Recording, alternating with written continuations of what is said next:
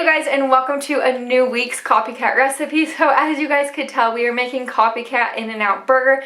I am so excited to share this recipe with you guys. So as most of you know, I live over here in Utah and we have quite a few different In-N-Out burgers near our house.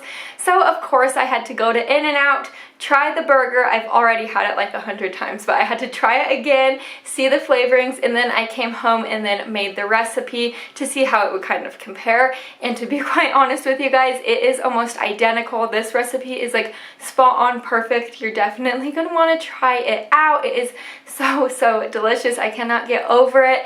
But anyways, if you are new here, I'd love to have you over at my channel, so go ahead and subscribe down below the video. But let's get on to this copycat recipe. To get this recipe started, we're going to go ahead and start on the special sauce first. So here are all the ingredients you guys are going to need for the special sauce. I guess you could say one of the reasons we're starting on the special sauce first is just simply because it has to chill in the refrigerator for about 30 minutes, but we're just going to let that chill while we work on the hamburgers. But to get started on the special sauce, we're just adding in 1/3 cup of mayonnaise to this bowl, followed by 3 tablespoons of ketchup. This is just normal tomato ketchup, and then 1.5 tablespoons of sweet pickle relish, 1 teaspoon of sugar, and then 1 teaspoon of white vinegar. To be completely honest with you guys, this special sauce intimidated me at first. I was like, I'm gonna make my own special sauce? What? This seems hard. But to be honest, like I said, it really is pretty simple, and it's kind of like you pour stuff in, you mix it up, you put it in the fridge, and that's all it is. But anyways, after I poured everything together in this bowl, I just whisked it all together, put some cling wrap on it, and then placed it in the refrigerator while I started working on the rest of the ingredients.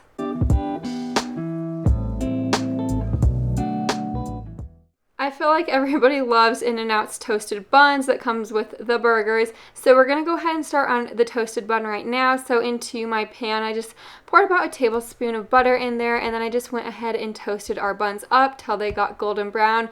Then I'm just going to set them aside. It is now time to finally get started on our burgers. So I have a little bit of parchment paper lined my countertop right here. I don't know if you guys could see it, they're both white. But anyways, I have a pound of some lean ground beef, and I'm just going to start rolling it into 8 different pieces, even in size.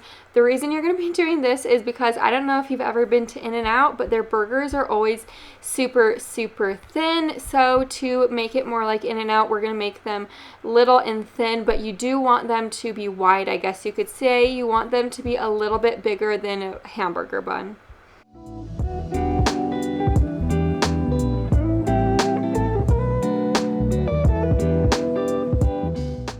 I'm just going to start cutting the parchment paper like this and every individual hamburger. Then I'm going to season it with a little bit of salt and pepper, then just stack the hamburgers on top of each other.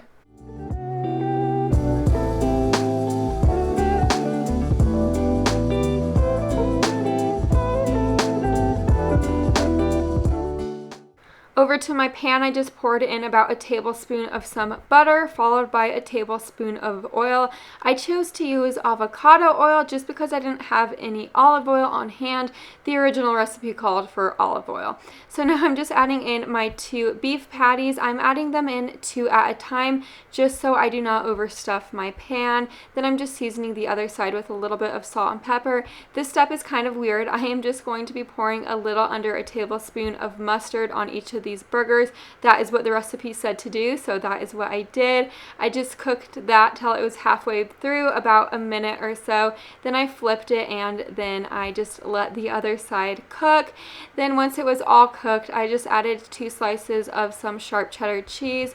You know, the original In-N-Out burger calls for some American cheese, but I just didn't have any American cheese on hand.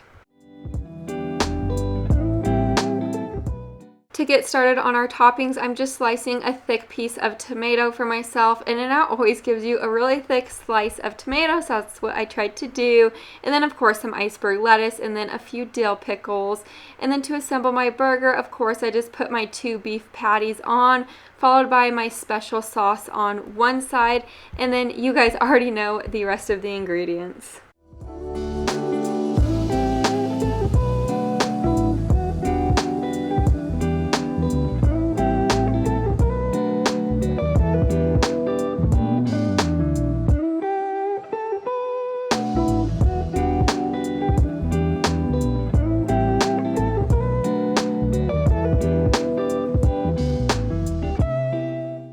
Here is my hamburger all plated up. To be completely honest with you guys, this was so delicious.